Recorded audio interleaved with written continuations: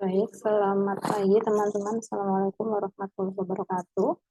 Kita kembali lagi di kuliah psikologi gender dan pada pertemuan kali ini kita akan melaksanakannya secara asinkronus begitu ya teman-teman.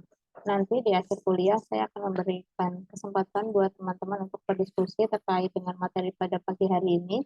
Jika teman-teman ada yang ingin ditanyakan atau teman-teman ingin menjawab pertanyaan dari teman-teman yang lain bisa dilakukan di forum diskusi yang nanti akan saya buat dan saya sediakan. Nah, pada pertemuan kali ini kita akan membahas mengenai gender dan kesehatan mental, begitu ya. Ada kaitannya nggak sih gender antara laki-laki dan perempuan dengan kesehatan mental seseorang, gitu. Tapi sebelum kita membahas lebih jauh, kita perlu untuk melihat terlebih dahulu kaitannya dengan kesehatan dan juga kesehatan mental. Apa sih pengertian dari kesehatan dan apa sih pengertian dari kesehatan mental itu sendiri gitu ya.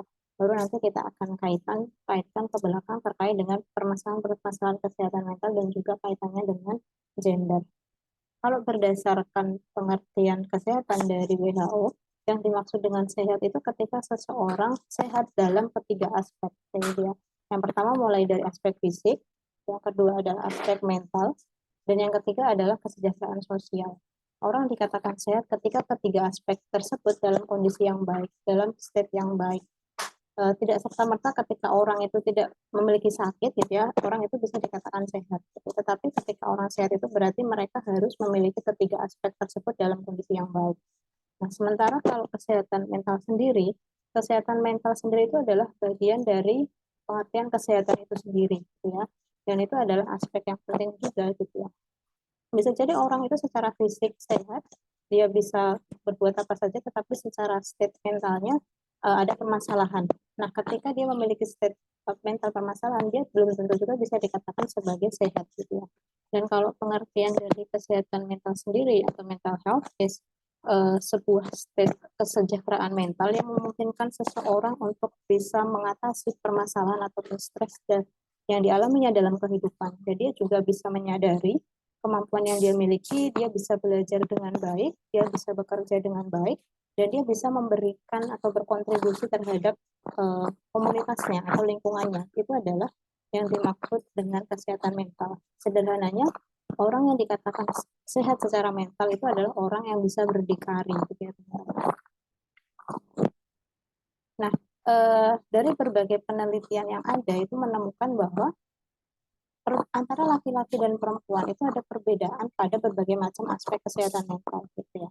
Dan itu nanti yang akan kita coba bahas terkait dengan gender dan juga kesehatan mental. Yang pertama yang akan kita bahas adalah gender dan depresi. Depresi ini bisa dibilang salah satu jenis permasalahan mental yang banyak dialami oleh orang di seluruh dunia ini gitu ya.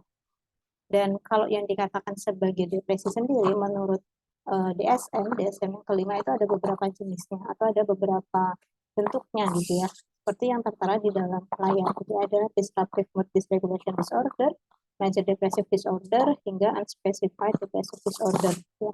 Dari kesemua ini ada ciri-ciri yang umum atau ada ciri-ciri yang sama gitu ya, yang mana itu mencakup adanya perasaan sedih, terus kemudian adanya perasaan kosong yang dialami seseorang hingga pada akhirnya orang itu tidak bisa berdikari secara sosial. Yang membedakan antara satu dengan yang lainnya adalah secara waktu, terus kemudian durasi lamanya, kapan waktu itu terjadi gitu ya. Karena ada beberapa depresi itu yang bisa disebut depresi itu ketika spesifik waktu. Jadi kayak misalnya premenstrual dysphoric disorder. Itu adalah sebuah disorder berkaitan dengan depresi yang terjadi spesifik sebelum seorang perempuan itu mengalami menstruasi. Nah, ketika itu terjadinya tidak berkaitan atau tidak berhubungan dengan sebelum menstruasi, itu tidak bisa dikatakan sebagai premenstrual dysphoric disorder. Dan masing-masing dari depresi ini mereka punya simptomnya sendiri-sendiri. Ada yang spesifik, ada yang hampir sama antara satu dengan yang lainnya gitu. Dan secara lebih rincinya itu bisa dilihat atau bisa dipelajari lebih lanjut di DSM ataupun di PPDGC kalau misalnya di panduan yang ada di Indonesia. Nah, ini adalah simptom depresi yang secara umum gitu ya teman-teman yang bisa diperoleh dari DSM. Orang itu dikatakan depresi ketika mereka atau dia mengalami atau didiagnosis dengan 5 atau lebih simptom yang itu terjadi selama 2 minggu berturut-turut gitu ya. Dan di antara 5 itu harus setidaknya memuat atau mencakup salah satu di antara 2 yang pertama gitu. Orang itu dikatakan depresi ketika dia memiliki perasaan atau mood depresi sepanjang waktu dan itu dialami hampir setiap hari, atau dia merasa tidak tertarik atau tidak memiliki tenaga untuk melakukan aktivitas sehari-hari gitu ya. Di antara 2 itu tuh harus ada dalam simptom depresi untuk seseorang dikatakan sebagai depresi gitu ya. Nanti dibarengi dengan beberapa simptom yang lain seperti itu. Nah, ternyata ada perbedaan gender dan juga depresi antara laki-laki dan perempuan itu secara prevalensi, secara jumlah yang menderita depresi itu ternyata berbeda gitu ya.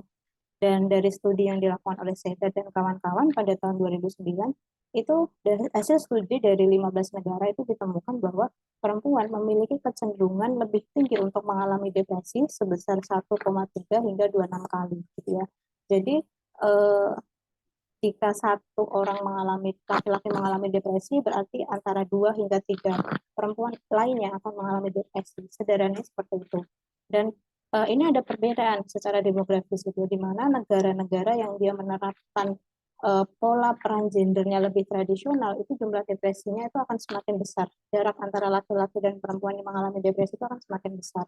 Sementara pada negara-negara yang mereka menerapkan pola peran gender yang lebih modern, seperti memberikan kesempatan yang lebih kepada perempuan untuk sekolah, untuk bekerja. Nah, itu jarak antara laki-laki dan perempuan yang mengalami depresi itu semakin kecil.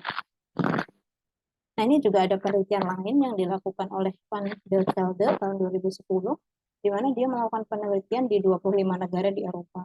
Dan 23 di antaranya itu ditemukan bahwa perempuan di 23 negara tersebut itu memiliki tingkat depresi yang juga lebih tinggi dibandingkan dengan laki-laki.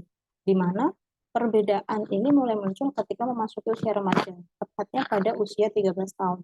Jadi sebelum usia 13 tahun, perbedaan depresi antara laki-laki dan perempuan itu bisa dikatakan hampir nol gitu ya, atau hampir tidak ada. Tetapi ketika memasuki usia remaja, perbedaan itu mulai muncul gitu ya teman-teman. Salah satu alasan yang mendasarnya adalah adanya atau mulai teraktivasinya tuntutan sosial yang itu lebih besar dialami oleh perempuan atau remaja perempuan dibandingkan dengan remaja laki-laki gitu ya. Sehingga pada akhirnya uh, remaja perempuan ini lebih cenderung atau lebih rentan untuk mengalami depresi dibandingkan dengan remaja laki-laki gitu. Dan jarak atau rentang perbedaannya ini lebih konsisten ketika sudah di atas usia 13 tahun gitu ya.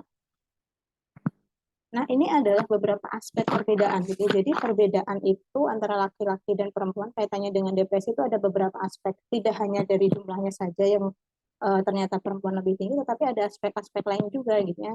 Yang perempuan itu bisa dikatakan lebih gitu ya. Lebih dalam hal apa? Yang pertama adalah prevalensi atau dari jumlah, yang mana memang perempuan yang mengalami depresi itu lebih tinggi atau lebih besar atau lebih banyak gitu ya dibandingkan dengan laki-laki. Selain itu, secara ketambuhan itu juga lebih besar kecenderungannya dialami oleh perempuan yang mengalami depresi dibandingkan dengan laki-laki yang mengalami depresi gitu ya. Jadi ketika seorang perempuan mengalami depresi, kecenderungannya dia untuk kambuh itu lebih besar ya, dibandingkan dengan laki-laki. Terus kemudian juga lama waktunya, durasinya. Misalnya gini, seorang perempuan itu memiliki kecenderungan untuk depresi selama beberapa bulan gitu ya. Sementara kalau laki-laki durasi lamanya untuk mengalami depresi itu lebih singkat dibandingkan dengan perempuan. Jadi ketiga aspek ini memang lebih besar pada perempuan dibandingkan dengan laki-laki. Nah, selain antara kalau laki-laki dan perempuan itu kan adalah gender heteroseksual gitu, atau gender normatif yang ada pada masyarakat. Tetapi kalau misalnya kita melihat masa-masa sekarang, eh, identitas gender itu semakin banyak gitu teman-teman, semakin variatif. Kita udah bahas kaitan dengan hal tersebut di minggu kemarin gitu, dan ternyata ada perbedaan juga gitu antara orang-orang yang menginternalisasi diri atau dia mengidentifikasikannya diri sebagai LGBT atau identitas gender yang cenderung minoritas gitu ya dibandingkan dengan yang heteroseksual atau identitas gender yang cenderung lebih normal atau lebih umum gitu ya. Yang mana orang-orang yang mengidentifikasikan dirinya sebagai LGBT atau orang-orang dengan gender minoritas itu mereka memiliki kecenderungan untuk mengalami depresi yang lebih tinggi juga gitu, dibandingkan dengan orang-orang heteroseksual gitu ya. eh, di mana kayak tingkat gangguan mood atau kecemasan yang mereka alami itu 1,5 sampai dengan 2 kali lebih besar atau lebih tinggi dibandingkan dengan orang-orang heteroseksual. Dan kenapa bisa itu terjadi? Ada 3 alasan yang mendasarinya. Gitu. Yang pertama adalah diskriminatif atau diskriminasi. Ya, ya gitu kita bisa bayangkan. Gitu. Mungkin teman-teman bisa membayangkan kenapa itu bisa terjadi. Gitu. Karena identitas gender mereka ini adalah identitas gender yang bisa dikatakan minoritas gitu ya, atau masih belum bisa diterima secara sosial di berbagai negara atau di banyak negara. Itu pada akhirnya mereka kerap kali menerima perlakuan-perlakuan yang diskriminatif, perlakuan-perlakuan yang tidak menyenangkan gitu ya.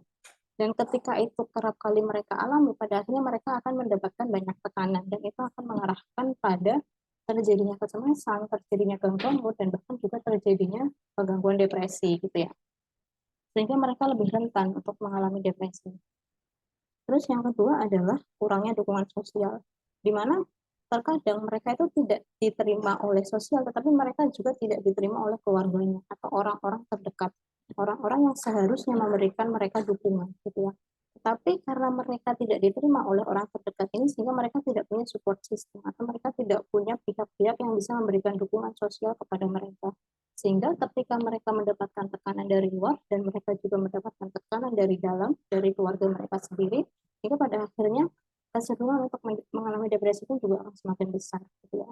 Terus kemudian berbagai sikap negatif yang diperoleh dari sosial itu diinternalisasi oleh mereka, gitu ya, diambil terus dipikirkan secara mendalam, dipikirkan secara terus menerus. Mereka pada akhirnya mengafirmasi apa yang diungkapkan oleh sosial, sehingga seolah-olah mereka juga merasa buruk gitu ya, hingga padanya itu juga akan mengarahkan pada depresi juga gitu ya. Dan itu adalah alasan ketiga kenapa kelompok minoritas itu lebih rentan terhadap depresi dibandingkan kelompok-kelompok yang mayoritas gitu ya. Yaitu adanya internalisasi sikap negatif dari sosial. Nah, ini adalah beberapa alasan gitu kenapa pada akhirnya eh, perempuan itu didiagnosis lebih besar kaitannya dengan depresi dibandingkan dengan laki-laki.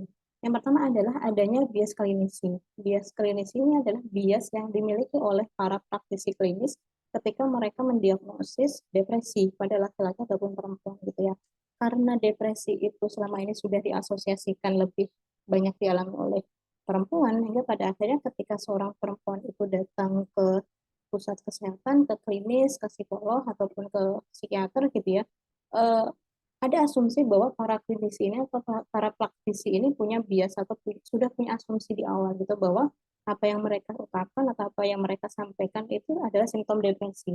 Tapi ketika ada seorang laki-laki yang mengungkapkan simptom yang sama, mereka tidak akan serta-merta mengasosiasikan hal tersebut kepada depresi, tetapi mereka akan mengasosiasikannya kepada jenis gangguan yang lain atau jenis permasalahan yang lain gitu ya, sehingga terjadi adanya overdiagnosis pada perempuan sementara pada laki-laki itu ada underdiagnosis gitu ya, karena ada bias yang dimiliki oleh klinisi tersebut gitu ya. Terus yang kedua adalah adanya bias respon. Kalau bias respon ini lebih dimiliki kepada si orang yang mengalaminya gitu, atau si laki-lakinya atau si perempuannya gitu ya, karena ada perbedaan dalam hal bagaimana seorang laki-laki dan perempuan ini dalam mengungkapkan apa yang mereka rasakan gitu ya. Kita ketahui kalau laki-laki itu mereka kurang terbuka terkait dengan perasaan mereka ataupun apa yang mereka rasakan gitu ya, dan mereka kecenderungannya akan lebih kecil untuk mencari bantuan, sehingga banyak sekali permasalahan-permasalahan yang mungkin dialami oleh laki-laki ini tidak tersampaikan gitu, atau tidak terungkapkan, sehingga jumlah yang sudah terbuka atau jumlah yang ada bisa jadi itu di bawah jumlah yang seharusnya gitu ya. Sementara kalau perempuan mereka akan cenderung lebih terbuka terkait dengan perasaannya, terus ketika mereka mengalami permasalahan mereka akan cenderung lebih cepat untuk mencari bantuan gitu ya, sehingga jumlah yang ada ini adalah yang bisa dibilang sama atau bahkan lebih dari seharusnya gitu ya, ketika kita menambahkan dengan adanya bias klinis tadi gitu ya. Terus kemudian adanya juga manifestasi depresi yang mungkin berbeda antara laki-laki dan perempuan, jadi mana eh, apa yang dirasakan oleh perempuan, entah itu kesedihannya, entah itu perasaan tidak berdaya dan sebagainya, itu bisa diasosiasikan dengan depresi. Tetapi mungkin ketika seorang laki-laki mengalami depresi, simptom yang dia ungkapkan itu sedikit berbeda gitu, dan itu tidak tercover oleh apa yang ada saat ini gitu. Sehingga bisa jadi apa yang seharusnya dikatakan depresi pada laki-laki itu tidak dikatakan sebagai depresi, tetapi diasosiasikan dengan jenis gangguan yang lain ataupun permasalahan yang lain gitu ya. Dan itu terjadi karena adanya perbedaan manifestasi, simptom ataupun gejala depresi yang dialami oleh laki-laki dan perempuan. Nah, ini adalah kaitannya terkait teori-teori yang pada akhirnya menyebabkan kenapa depresi pada laki-laki dan perempuan itu berbeda. Gitu ya. Ada dua sudut pandang teori. Yang pertama adalah sudut pandang teori faktor, dan yang kedua adalah sudut pandang teori penyebab. Gitu ya. Nah, yang pertama adalah teori faktor, yaitu susceptibility factor, di mana ini menceritakan bahwa ada faktor-faktor bawaan yang menempatkan seseorang itu lebih rentan terhadap suatu kondisi. Dan di sini yang lebih rentan adalah perempuan terhadap depresi. Dan faktor apa yang menyebabkan perempuan ini pada akhirnya lebih rentan terhadap depresi, yaitu adalah faktor bawaan. Faktor bawaan yang dimiliki oleh perempuan itu bisa menyebabkan mereka lebih rentan untuk mengalami depresi, misalnya karena permasalahan hormon ataupun misalnya karena permasalahan genetis yang mungkin ini tidak dimiliki oleh laki-laki gitu ya teman-teman. Nah, yang kedua adalah precipitating factors atau faktor-faktor yang berkaitan dengan lingkungan atau sekitar gitu ya, yaitu bisa situasi, kondisi ataupun kejadian di lingkungan sekitar itu yang dapat memunculkan depresi gitu ya. Yang mana jika suatu kejadian itu dapat menimbulkan depresi dan perempuan itu lebih sering mengalaminya, maka perempuan ini akan menjadi lebih rentan terhadap depresi. Gitu ya. Misalnya kayak gini, ada situasi permasalahan interpersonal, gitu ya, dan perempuan itu lebih sering mengalami permasalahan interpersonal dibandingkan dengan laki-laki. Hingga pada akhirnya perempuan itu lebih cenderung atau lebih rentan untuk mengalami depresi karena permasalahan tadi dibandingkan dengan laki-laki. Gitu ya. Terus teori yang kedua atau kelompok teori yang kedua adalah teori penyebab. Ada tiga, ada same cause teori, di mana ini menceritakan bahwa sebenarnya depresi yang dialami oleh laki-laki dan perempuan itu disebabkan oleh faktor yang sama atau disebabkan oleh alasan yang sama gitu ya. Tetapi faktor ini tuh lebih sering dihadapi oleh remaja perempuan dibandingkan dengan remaja laki-laki. Misalnya laki-laki dan perempuan itu sama-sama memiliki faktor resiko kaitannya dengan uh, hormonal gitu ya. Mungkin sama-sama hormonal penyebabnya, tetapi mungkin hormon pada perempuan itu lebih muncul ketika dia memasuki remaja dibandingkan dengan laki-laki gitu ya. Sehingga ketika memasuki remaja, perempuan ini lebih rentan mengalami depresi dibandingkan dengan laki-laki. Atau misalnya contoh lain, sebab penyebabnya sama, misalnya terkait dengan negatif body image. Tetapi ketika memasuki masa remaja, negatif body image itu lebih sering dialami oleh perempuan dibandingkan dengan laki-laki. Karena ketika perempuan ini memasuki remaja, eh, tuntutan sosial untuk memperhatikan penampilan itu lebih banyak diasosiasikan dengan perempuan atau lebih banyak diberikan kepada perempuan dibandingkan dengan laki-laki, sehingga perempuan yang memiliki negatif body image ini menjadi lebih banyak dibandingkan dengan laki-laki, sehingga jumlah remaja perempuan yang mengalami depresi pun juga akan lebih banyak dibandingkan dengan laki-laki. Nah, teori yang kedua adalah different cause theory atau sebenarnya penyebab depresi pada laki-laki dan perempuan itu berbeda gitu ya. Tetapi penyebab yang dia alami oleh perempuan atau penyebab yang bisa menimbulkan depresi yang dihadapi perempuan itu lebih banyak atau lebih aktif ketika memasuki remaja. Sementara pada laki-laki ini tidak aktif atau ya tidak terjadi gitu katakanlah gitu. Misalnya gini, kalau kaitannya dengan different cause ini, mungkin penyebab depresi pada perempuan itu disebabkan oleh negatif body image. Sementara kalau pada laki-laki itu lebih kepada uh, negative achievement gitu ya. Apa namanya? Perolehan-perolehan prestasi yang sifatnya tidak terpenuhi pada laki-laki gitu ya. Nah, ketika seorang perempuan memasuki masa remaja, dia kan akan memiliki atau muncul nih negatif body image, sementara pada lelaki ini tidak muncul negatif achievement tadi gitu ya, sehingga pada akhirnya ketika memasuki remaja, perempuan ini lebih mungkin untuk mengalami depresi dibandingkan dengan laki-laki. Tetapi mungkin laki-laki akan lebih rentan ketika dia sudah memasuki masa dewasa gitu ya, di mana tuntutan dia untuk bisa bekerja, tuntutan dia untuk bisa memberikan nafkah kepada keluarganya itu muncul, dan itu mungkin akan menyebabkan depresi ketika lelaki tersebut tidak bisa memenuhi harapan tersebut atau ekspektasi tersebut gitu. Tetapi kalau perempuan ini kan sudah dari remaja nih, dia punya tuntutan terkait dengan appearance-nya atau penampilannya dia gitu ya. Sehingga ketika masuk ke remaja, perempuan ini akan lebih rentan terhadap depresi dibandingkan dengan laki-laki gitu. Nah, yang ketiga adalah interaktif teori atau teori yang apa sebenarnya ada interaksi gitu antara faktor bawaan dan juga faktor lingkungan yang bisa menyebabkan depresi gitu. Jadi depresi itu tidak muncul karena adanya faktor bawaan aja atau adanya faktor lingkungan aja, tetapi antara interaksi kedua faktor tersebut gitu ya. Dan perempuan itu lebih berisiko untuk menghadapi interaktif teori ini atau faktor interaksi ini. Kenapa? Karena secara bawaan perempuan ini juga lebih rentan karena adanya hormon-hormon atau faktor-faktor genetis yang mungkin lebih mungkin dialami oleh perempuan gitu ya. Selain itu secara faktor lingkungan perempuan ini juga lebih rentan gitu karena misalnya perempuan ini lebih sering menghadapi situasi-situasi yang penuh tekanan dibandingkan dengan lelaki dan sebagainya gitu sehingga pada akhirnya perempuan ini lebih rentan untuk mengalami depresi dibandingkan dengan laki-laki. Nah, ini adalah beberapa faktor perbedaan gitu ya, sehingga pada akhirnya depresi antara laki-laki dan perempuan itu berbeda. Yang pertama adalah di sini ada 6 faktor gitu ya. 6 faktor yang pada akhirnya menyebabkan depresi pada perempuan itu lebih tinggi dibandingkan dengan depresi pada laki-laki. Nah, faktor yang pertama itu adalah uh, faktor biologi, di mana di sini ada tiga aspek gitu ya, adalah faktor biologi ini yang pada akhirnya menyebabkan perempuan ini lebih rentan atau uh, depresi yang dialami oleh perempuan itu menjadi lebih tinggi prevalensinya dibandingkan dengan depresi pada laki-laki. Yang pertama terkait dengan genetik. Jadi uh, berdasarkan beberapa apa namanya kesimpulan yang diambil oleh Helgeson dari beberapa penelitian kaitannya dengan genetis pada laki-laki dan perempuan, terdapat genetik dasar pada perempuan yang pada akhirnya itu lebih reaktif terhadap stres dibandingkan dengan laki-laki. Sehingga pada akhirnya ketika perempuan itu mengalami suatu situasi, ya, suatu faktor stresor, yang mungkin itu sama dengan apa yang dialami oleh laki-laki. Tapi karena ada faktor genetis ini, perempuan menjadi lebih reaktif menghadapi stres tersebut atau kondisi tersebut. Ya, sehingga kecenderungan atau kemungkinan seorang perempuan untuk mengalami depresi itu menjadi lebih besar.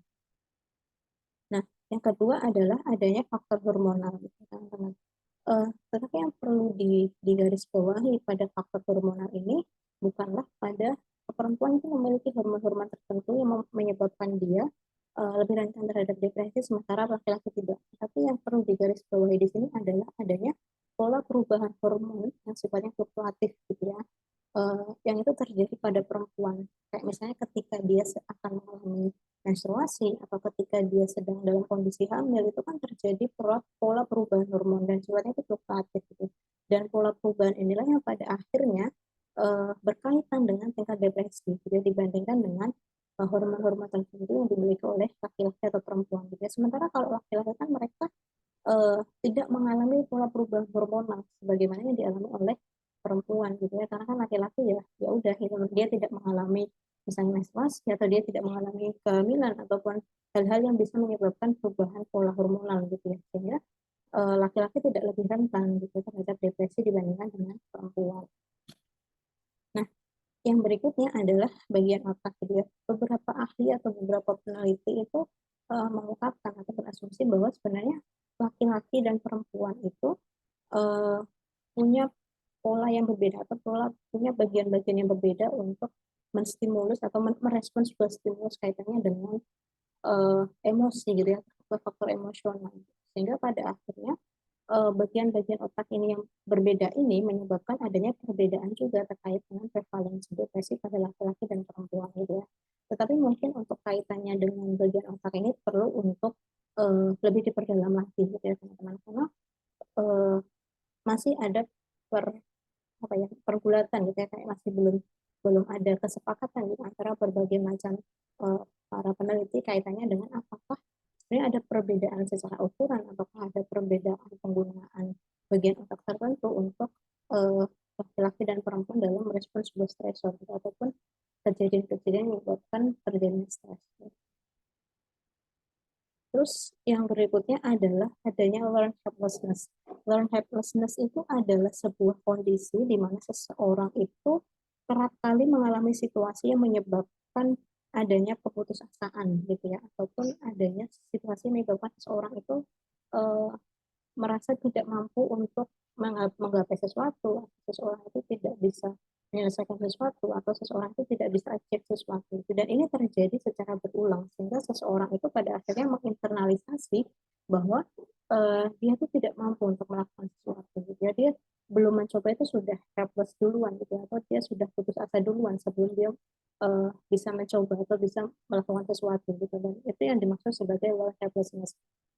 Misalnya teman-teman kayak sudah belajar berulang kali gitu ya, ketika ada kuis atau ketika ada tugas itu selalu belajar gitu, tetapi secara dari waktu ke waktu hasilnya tuh terus-terusan tidak memuaskan gitu ya, sehingga pada akhirnya teman-teman sudah menyerah dulu, ini udah ada kuis, pasti nanti aku belajar juga hasil kuisnya tetap jelek, atau misalnya malah nanti aku udah baca satu buku tapi nanti hasil kuisnya tetap tidak memuaskan dan sebagainya gitu, sehingga pada akhirnya ketika ada kuis lagi teman-teman tuh sudah punya konsep bahwa ya aku nanti pasti akan gagal kayak gitu. Nah, itu yang dimaksud dengan learned helplessness gitu ya.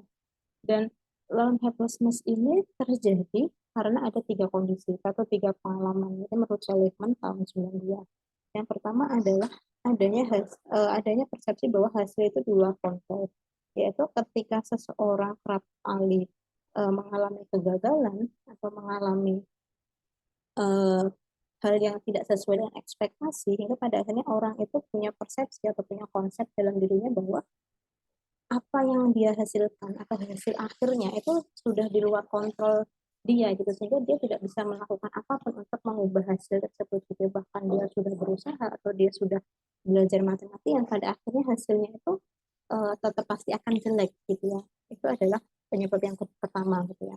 Yang kedua adalah adanya uh, konsep bahwa dia sudah tidak ingin berusaha terlebih dahulu gitu, dia sudah menyerah dari awal atau dia sudah menyerah uh, ketika sesuatu itu belum dimulai gitu ya, karena kegagalan ini terus berlangsung terus terjadi, hingga pada akhirnya ketika ada situasi yang serupa dia itu sudah menyerah duluan atau dia sudah tidak ingin berusaha dulu untuk mencoba lagi gitu ya, sehingga terjadilah learned helplessness ini. Terus yang ketiga adalah adanya generalisasi bahwa kegagalan itu akan terjadi pada berbagai faktor yang lain atau pada berbagai situasi yang lain. Misalnya kayak teman-teman mengalami kegagalan kaitannya dengan perkuliahan atau akademik. Nah, teman-teman ini juga akan menggeneralisasikan pada situasi yang lain atau kondisi yang lain. Misalnya kegagalan dalam hubungan atau kegagalan dalam uh, urusan pertemanan atau kegagalan dalam misalnya aspek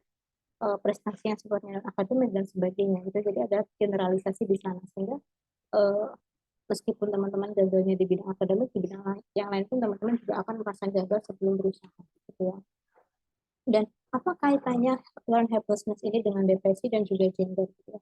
Ada sebuah konsep terkait uh, helplessness training pada perempuan gitu ya, di mana perempuan ini secara sosial itu lebih banyak mengalami situasi-situasi yang sifatnya uh, tidak mendukung keberhasilannya dia gitu ya, atau situasi-situasi sosial yang tidak menguntungkan yang mana itu dialami oleh perempuan, yang pada akhirnya mengakibatkan perempuan itu tidak memiliki kontrol untuk mengubah situasi ataupun keadaan gitu ya.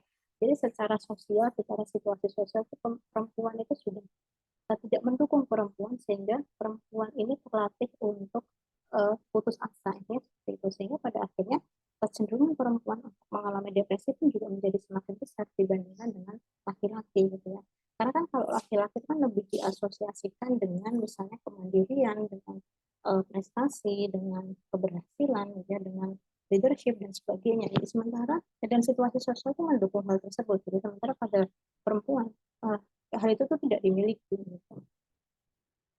Nah, terus kemudian faktor yang ketiga adalah kaitannya dengan coping atau penyelesaian atau uh, apa namanya ya, penyelesaian masalah gitu ya. Kalau misalnya kita mengenal strategi coping itu kan ada dua, ada problem focus coping dan juga ada emotion focus coping gitu ya. Selama ini ada konsep bahwa laki-laki itu lebih cenderung menggunakan problem focus coping, di mana dia lebih fokus untuk menyelesaikan permasalahan Sementara kalau perempuan itu lebih kepada emotion focus coping atau fokus untuk menyelesaikan gejolak-gejolak emosi yang dialami gitu ya. Sebenarnya konsep ini tidak sepenuhnya salah, tetapi juga tidak sepenuhnya benar gitu ya. Karena ternyata dalam kaitannya dengan problem focus coping ini tuh juga tidak sepenuhnya dilakukan oleh laki-laki gitu. Sementara perempuan pun juga melakukan problem focus coping kok kayak gitu, sehingga konsep ini tuh tidak sepenuhnya salah tetapi juga tidak sepenuhnya benar. Misalnya gini, dalam problem focus coping itu kan ada uh, apa namanya, mencari usaha untuk mencari bantuan, itu kan bagian dari problem focus coping gitu. Ketika kita punya masalah, kita berusaha untuk mencari bantuan bagaimana menyelesaikan permasalahan tersebut gitu.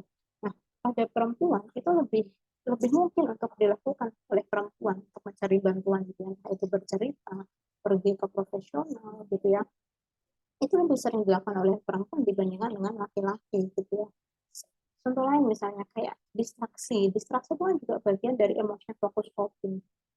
Untuk mendistraksi bahwa seseorang itu punya masalah, itu kan bagian dari emotion focus coping gitu, dan ini lebih sering dilakukan oleh laki-laki dibandingkan dengan perempuan kayak gitu. Jadi sebenarnya kayak antara laki-laki juga melakukan problem focus coping, tapi dia juga melakukan emotion focus coping. Perempuan pun juga sama gitu ya. Jadi kalau menurut Helgesen, daripada kita fokus secara general pada problem focus coping atau emotion focus coping, kita lebih fokusnya pada specific coping gitu ya. Dimana kalau specific coping itu menceritakan pada jenis-jenis coping yang lebih spesifik gitu. Apakah itu dia melakukan distraksi, atau apakah dia mencari bantuan, ataukah dia melakukan uh, apa namanya, coping yang sifatnya lebih aktif, atau dia coping yang lebih pasif gitu ya. Misalnya uh, withdrawal dari permasalahannya, dia mencari apa namanya, metode yang lain gitu ya.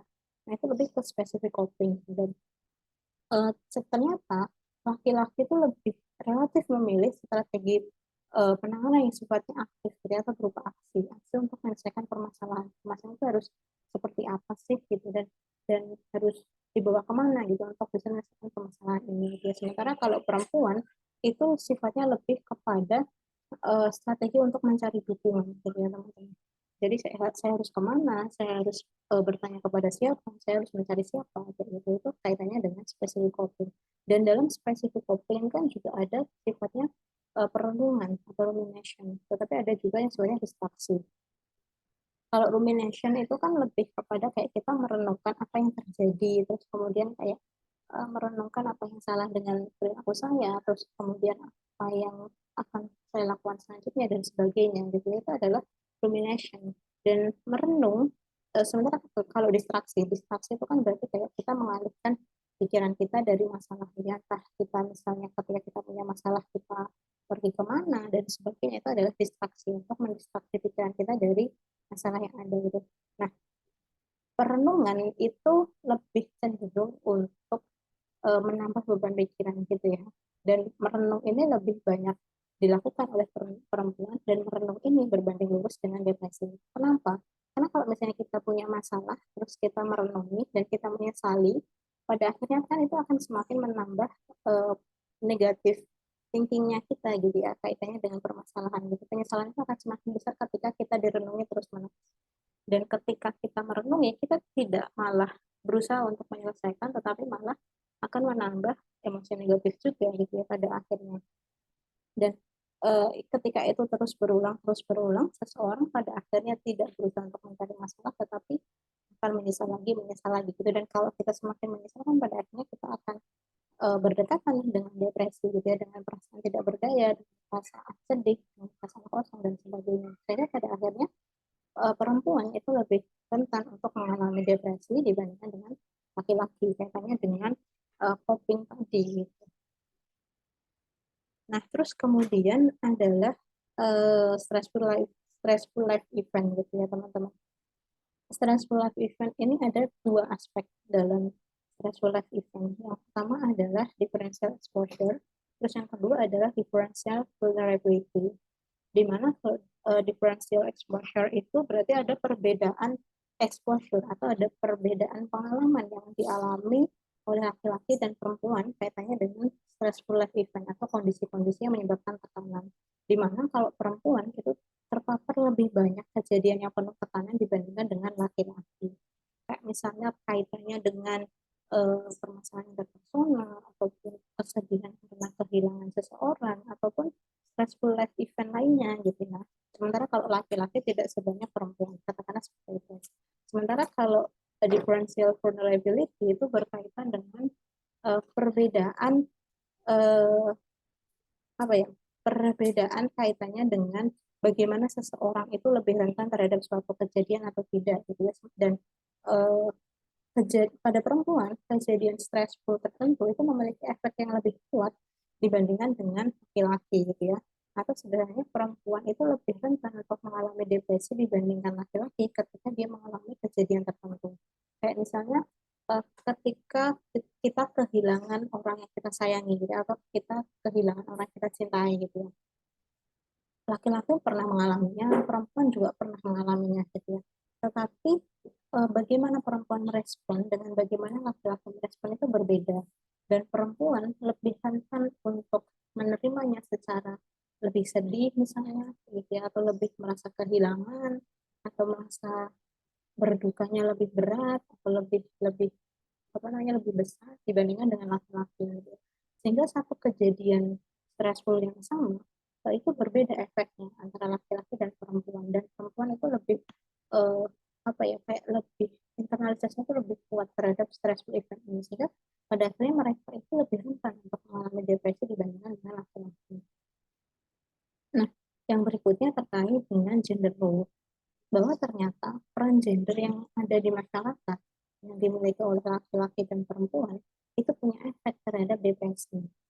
Nah, di sini akan kita bahas kaitannya dengan komunian sama agensi. Komunian itu adalah kecenderungan untuk kita lebih sosial, terus lebih baik hati, lebih membantu orang, terus lebih perhatian dan sebagainya. Jadi itu kaitannya dengan komunian gitu ya. Dan komunian ini kan lebih dikaitkan atau lebih diasosiasikan dengan peran gender perempuan atau peran gender feminin.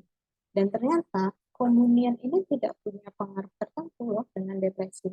Nah, sementara agensi ini kan adalah peran gender atau gender role yang dikaitkan dengan laki-laki. Yang misalnya kayak uh, seorang itu ketika dikaitkan dengan agensi itu dia misalnya lebih self autonom, terus dia lebih cenderung untuk mengejar achievement, dia lebih cenderung untuk memiliki leadership dan sebagainya, itu lebih sebagai agent gitu. Dan ini kan dikaitkan dengan peran gender laki-laki, dan ternyata agensi ini uh, bisa menjadi faktor protektif terhadap depresi. Dan ketika laki-laki memiliki berbagai macam peran gender ini, pada akhirnya kan dia lebih lebih apa ya kayak punya proteksi dari adanya depresi ataupun situasi-situasi stresful yang pada akhirnya menyebabkan depresi gitu ya.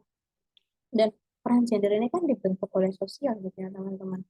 Nah, tapi ada satu satu bentuk peran gender juga yang pada akhirnya itu berhubungan dengan depresi, yaitu unmitigated communion. Apa bedanya communion dengan unmitigated communion? Gitu. Kalau communion itu kan kita lebih cenderung kepada sosial, kita memperhatikan sosial, kita lebih uh, belas kasih, katakanlah gitu ya, belas kasih, terus kemudian baik hati, perhatian, peduli, dan sebagainya. Gitu. Itu adalah komunian, kita serve komunian gitu. Sementara kalau unmitigated komunian, kita memiliki hal itu semua gitu, tetapi kita lupa pada diri kita sendiri. Itu unmitigated komunian. Tapi kalau yang komunian aja, mungkin kita juga masih memperhatikan diri kita gitu ya. Tapi kalau unmitigated ya udah kita lebih banyak memperhatikan sosial, kita lebih banyak memperhatikan lingkungan, tetapi kita tidak memperhatikan diri kita sendiri. Nah, itu yang dimaksud dengan unmitigated communion. Dan ketika perempuan memiliki unmitigated communion, ini pada akhirnya kan dia lebih rentan untuk mengalami depresi gitu ya. Karena kayak dia lebih peduli sama omongan orang, dia peduli sama omongan lingkungan gitu kan. Setiap tindakannya atau setiap pola perilakunya itu ditentukan oleh omongan lingkungan dan sebagainya gitu ya, kan pada akhirnya menyebabkan dia lebih rentan pada depresi. Kaitannya contoh sederhananya kaitannya dengan penampilan perempuan lebih cenderung memperhatikan penampilan dibandingkan laki-laki. Dan kenapa perempuan lebih cenderung memperhatikan penampilan itu bukan karena dia peduli pada penampilannya atau karena memang dia suka untuk memperhatikan penampilan, tetapi tidak hanya itu, tetapi ada faktor lingkungan gitu ya, karena ada omongan lingkungan, ada ekspektasi lingkungan gitu, sehingga pada akhirnya perempuan ini ketika memperhatikan lingkungan itu tidak hanya memberi makan keinginannya saja atau kebutuhannya saja, tetapi yang dia beri makan adalah kebutuhan lingkungan, omongan orang, ekspektasi orang gitu ya. Dan dia tidak memperhatikan ekspektasinya dia sendiri atau kebutuhannya dia sendiri gitu, sehingga kalau misalnya ada omongan orang negatif, ada omongan lingkungan yang negatif, meskipun dia sudah berusaha sepenuh hati, katakan dia sudah berusaha luar biasa, itu kan pada akhirnya dia tetap memiliki banyak tekanan ya, atau memiliki banyak beban, dan itu berhubungan dengan depresi juga gitu. Dan ini tidak tidak atau lebih kecil kecenderungannya, atau lebih kecil kemungkinannya dilakukan oleh laki-laki.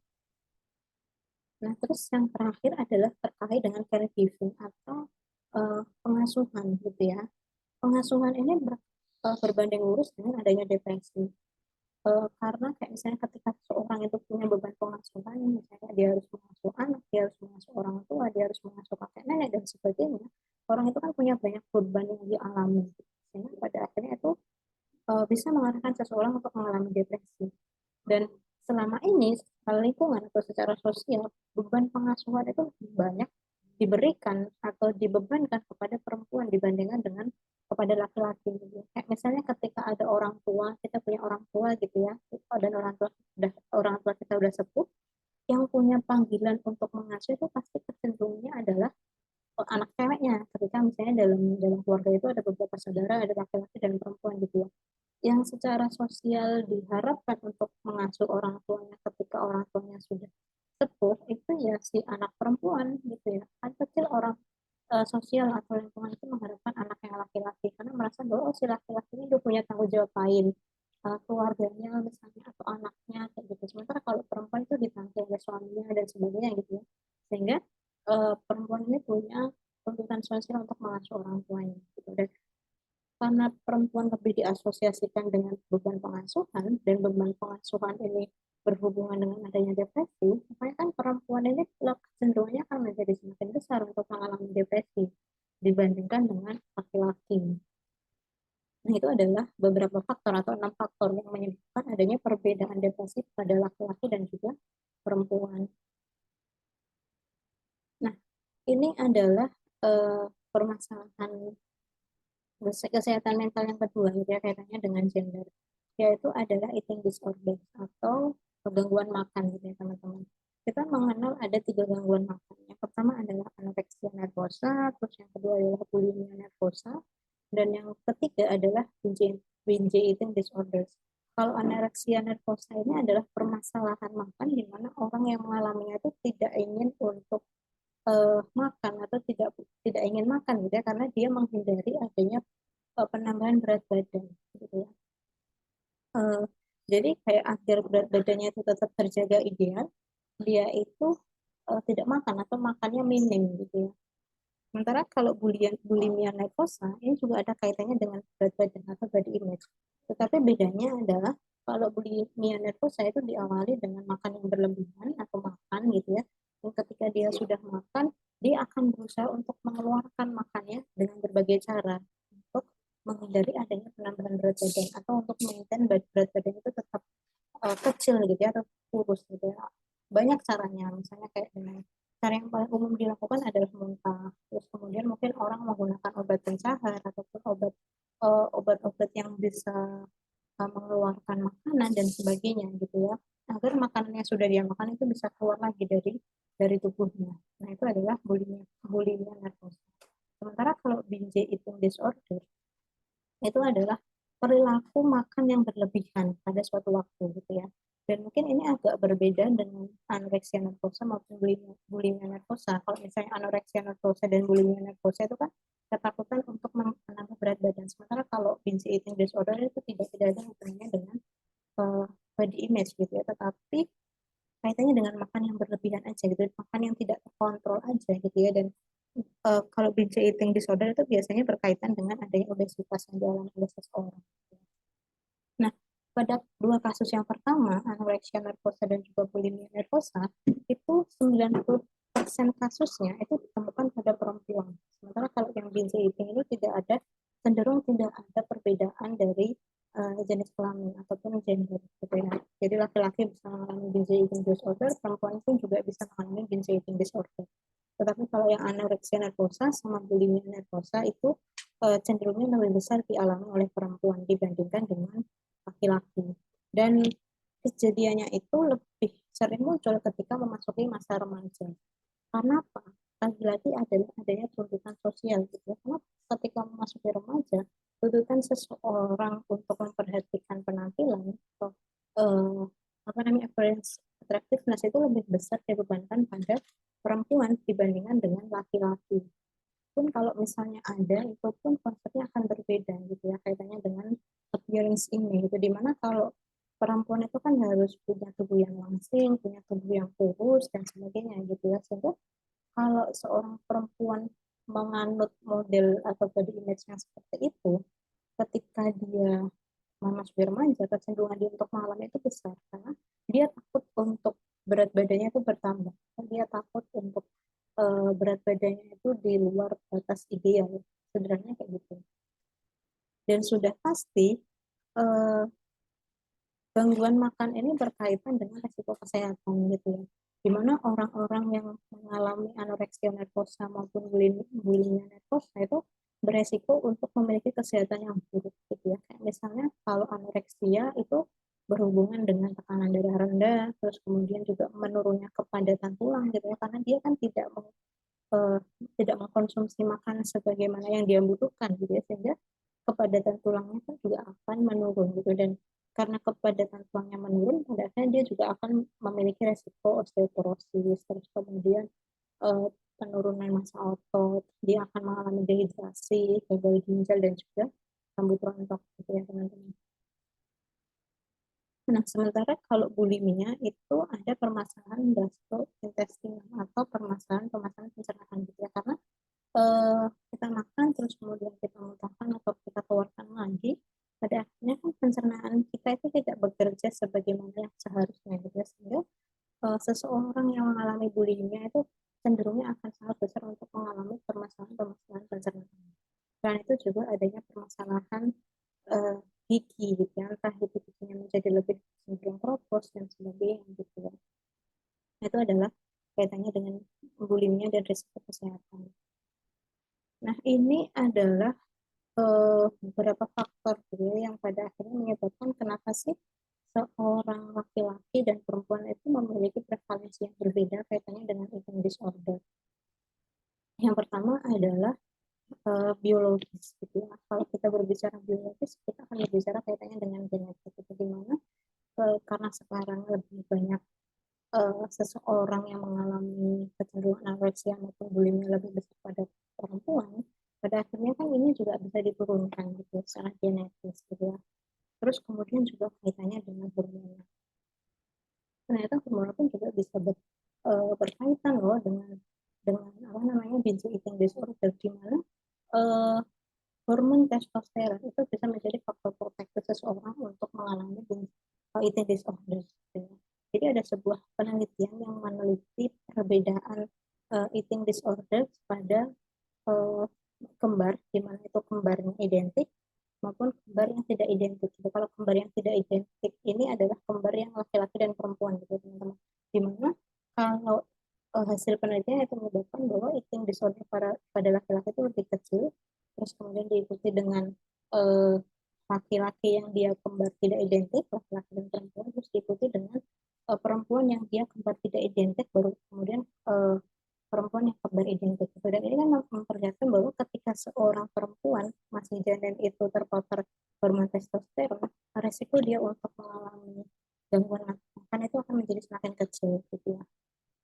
Itu adalah hasil dari penelitian. Terus kemudian adalah demografis. Ternyata ada perbedaan secara geografis kaitannya dengan eating disorder, di mana jenis kelamin perempuan itu lebih beresiko terhadap eating disorder dibandingkan laki-laki. Terus kemudian juga dari secara usia, di mana usia remaja itu kecenderungannya atau resikonya itu lebih besar dibandingkan dengan ketika seseorang itu lebih apa namanya sudah lebih dewasa gitu. Terus kemudian ada juga yang mengasosiasikan faktor demografis ini dengan pendapatan gitu ya, di mana orang yang memiliki sosial ekonomi yang lebih tinggi kecenderungannya untuk mengalami gangguan makan itu lebih kecil dibandingkan dengan orang yang dari sosial ekonomi yang lebih rendah. Tetapi ada uh, ilmuwan juga yang mematahkan konsep ini karena ternyata tidak ada perbedaan kaitannya dengan eating disorder dengan sosial ekonomi gitu, bahwa orang yang dari sosial ekonomi rendah pun juga bisa mengalami atau beresiko untuk mengalami eating disorder ini.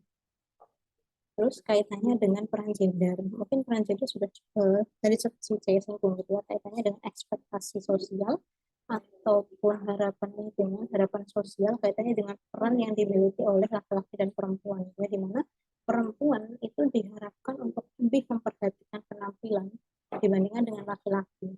Dan karena ada tuntutan ini, pada akhirnya perempuan itu uh, lebih cenderung untuk mengasosiasikan dirinya dengan penampilan yang ideal.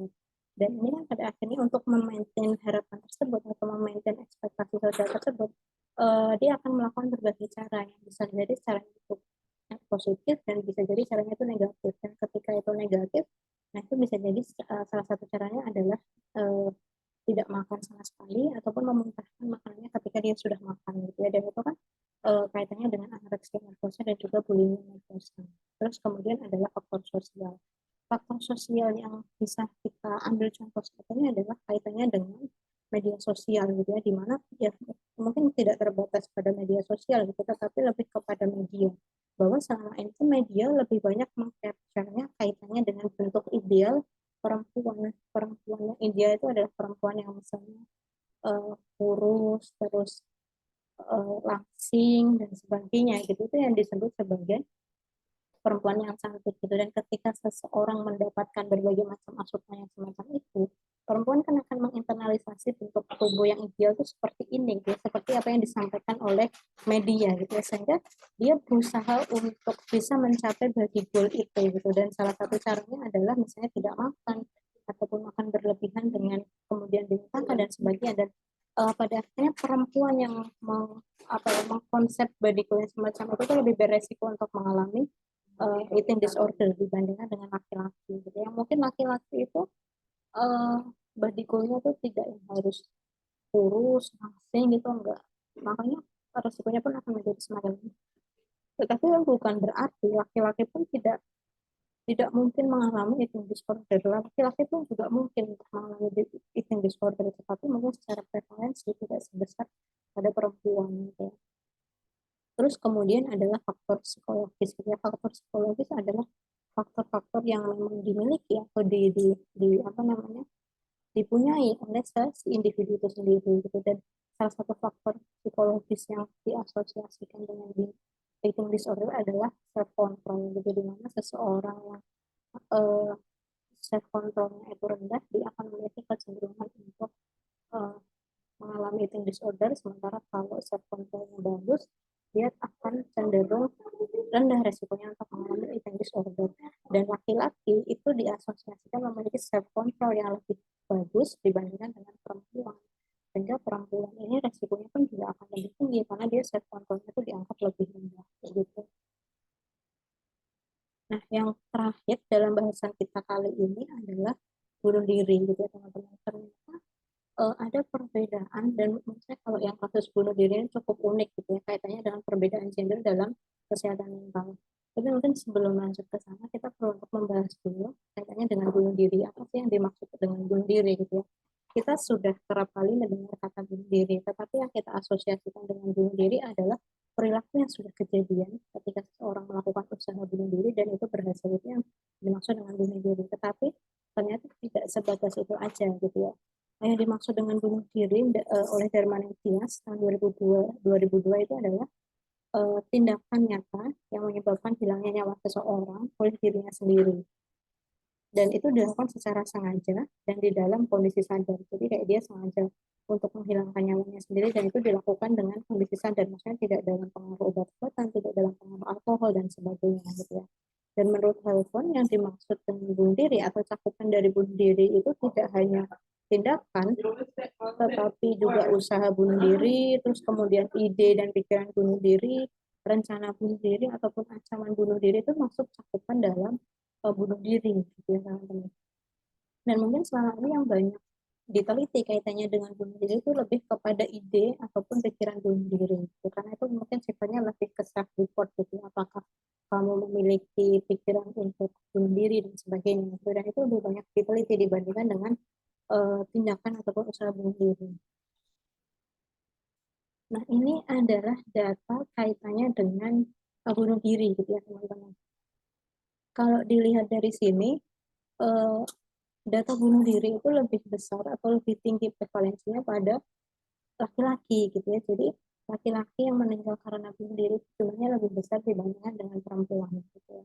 Dan ini hampir terjadi di semua negara di dunia ini. Mungkin ada beberapa pengecualian gitu kayak misalnya di Cina itu secara prevalensi bunuh dirinya lebih tinggi pada perempuan dibandingkan laki-laki. Tetapi di hampir semua negara prevalensi yang meninggal karena bunuh diri itu lebih besar pada laki-laki dibandingkan dengan perempuan.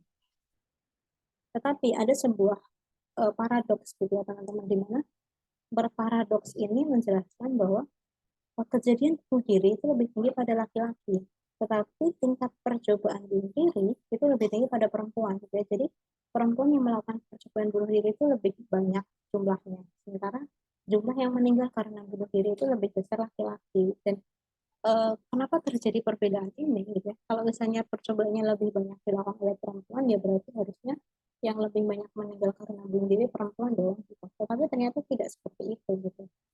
Tetapi ada perbedaan tadi gitu, yang mana perbedaan ini muncul karena adanya perbedaan penggunaan metode bunuh diri gitu. Dan dikatakan bahwa laki-laki itu menggunakan metode yang sifatnya lebih mematikan dibandingkan dengan perempuan. Jadi ketika laki-laki mencoba melakukan bunuh diri, dan dia menggunakan metode yang sesuai mematikan, jadi kayak sekali coba langsung berhasil, katakanlah kayak gitu. Sementara kalau perempuan itu metode yang dipakai itu mungkin tidak lebih mematikan, kayak misalnya dia coba mungkin dengan menyayat tangan atau sifatnya yang tidak semematikan yang digunakan oleh laki-laki itu, sehingga percobaannya itu menjadi semakin banyak, tetapi secara jumlah kejadiannya atau keberhasilannya itu lebih kecil.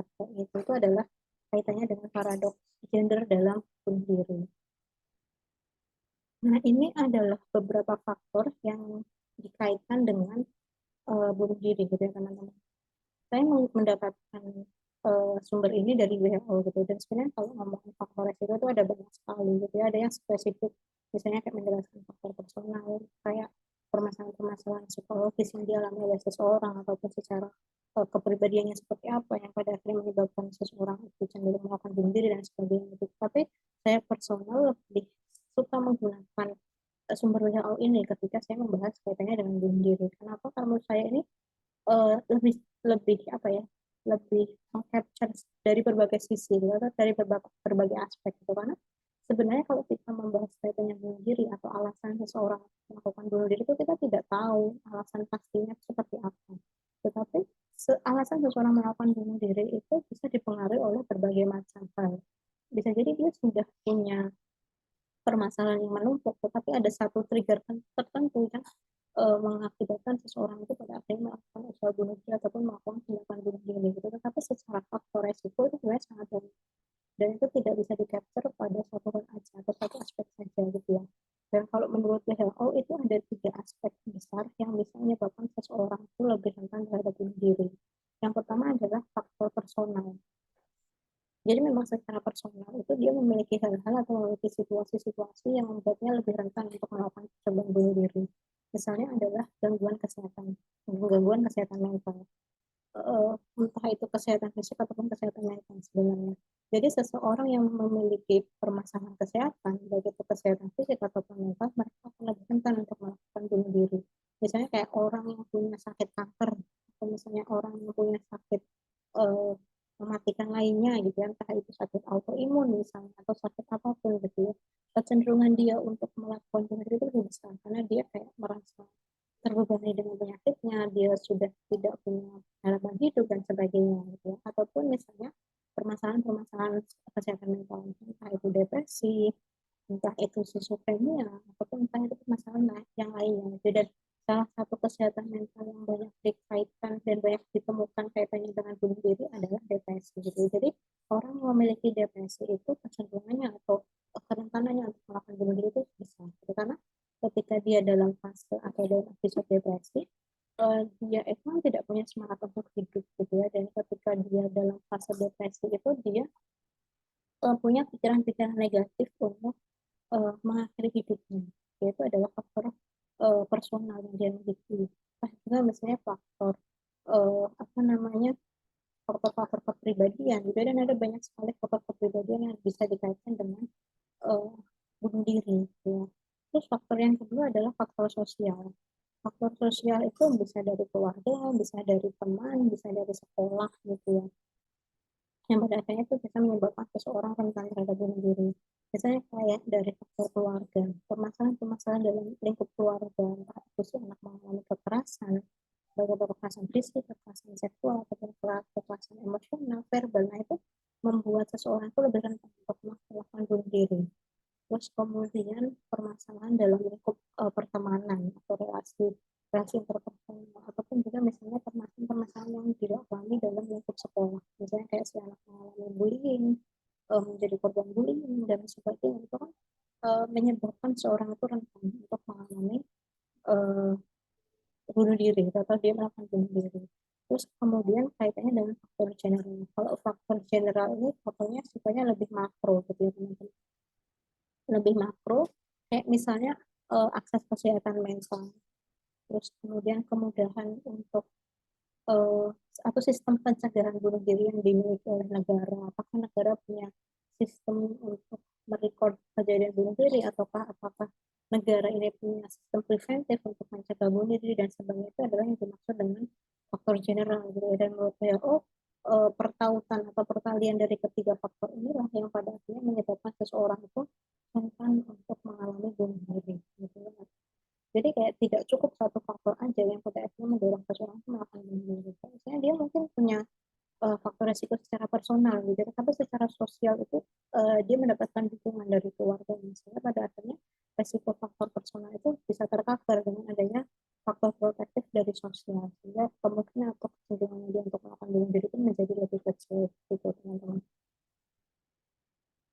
Nah, itu adalah materi kita pada pertemuan kali ini. Jika teman-teman ada pertanyaan ataupun teman-teman punya saran ataupun masukan ataupun mungkin punya opini lain dari apa yang sudah saya sampaikan, teman-teman bisa sekali untuk menyampaikannya di forum diskusi yang saya sediakan gitu ya. Dan forum diskusi ini akan dibuka selama kuliah gitu. Jadi teman-teman dikasih kesempatan untuk berdiskusi selama waktu kuliah. Dan di luar itu forum diskusi akan saya tutup gitu ya. Mungkin teman-teman juga punya kasus kaitannya dengan entah itu berbagai permasalahan tadi gitu ya, dan teman-teman punya opini kaitannya dengan gender dan kesehatan mental, teman-teman juga bisa memasukkan opini ataupun pendapatnya di forum diskusi yang saya sediakan gitu ya teman-teman. Terima kasih sekali untuk pertemuan kita pada pagi hari ini, dan mohon maaf sekali karena kita tidak bisa bertemu secara langsung. Sekian untuk materi pada pagi hari ini. Terima kasih. Wassalamualaikum warahmatullahi wabarakatuh.